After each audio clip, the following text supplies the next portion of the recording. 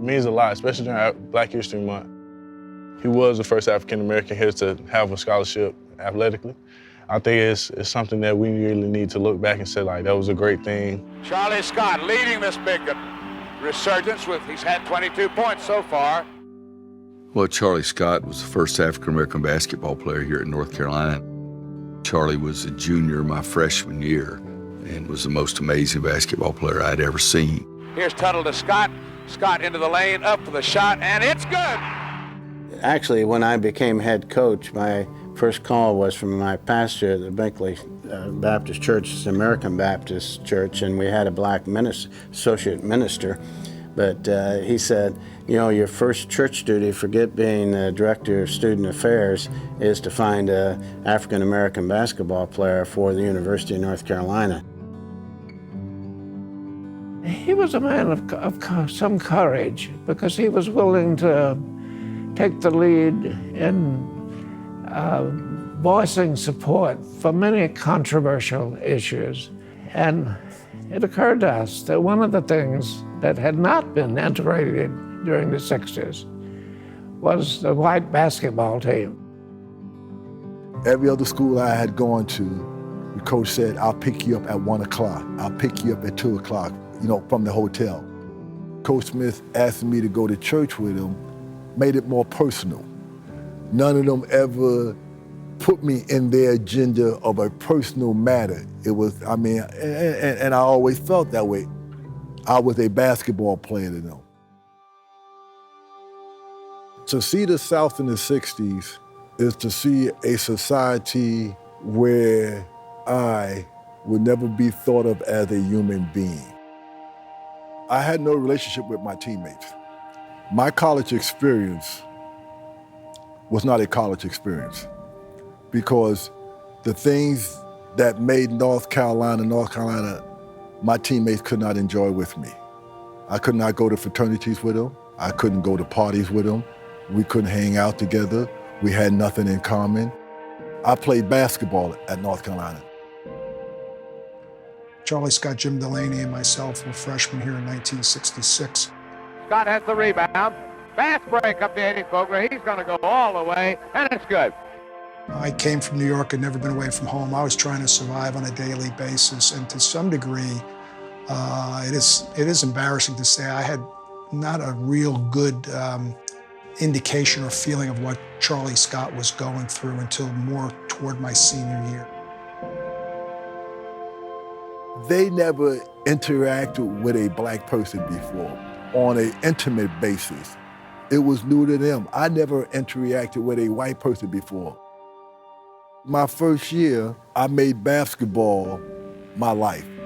I would come to the gym by myself, I would work out by myself, I would play by myself. I worked on my skills because there was nothing really I could do on campus with anybody else, you know, because it would ostracize them.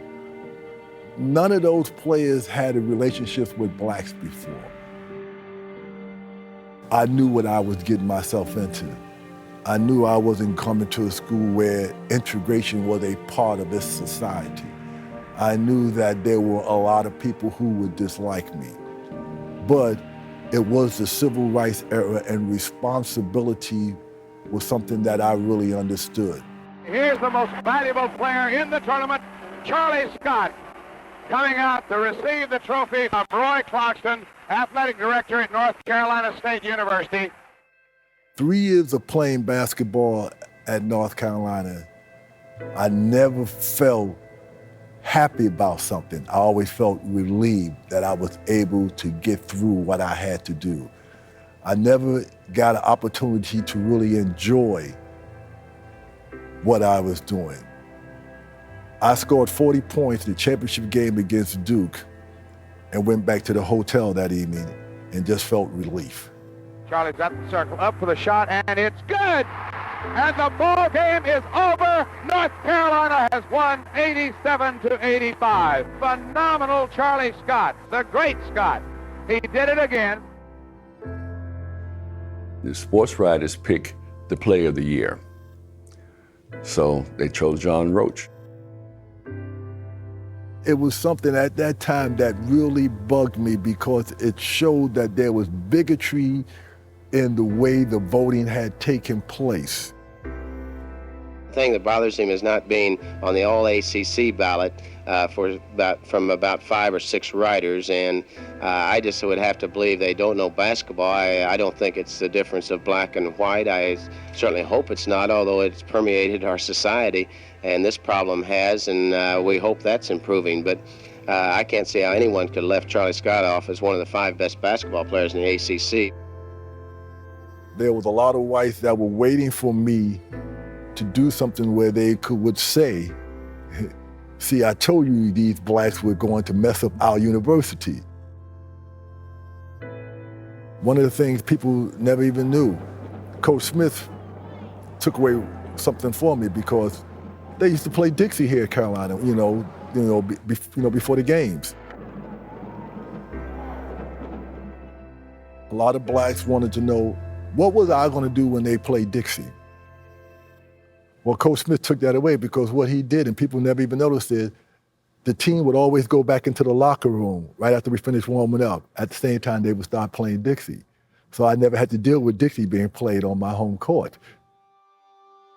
What I couldn't do was be an outward leader because it would fracture the university system with those who were trying to get integration, because my purpose of coming here was to integrate the school. My kids, my oldest son and my daughter, went to North Carolina. They both are graduates of North Carolina. I enjoy vicariously through what I hear my kids say that graduate from here, how much they love it, how much they enjoy the whole essence of what North Carolina is about. Charlie Scott, we call him the Great Scott, took the pressure off of me.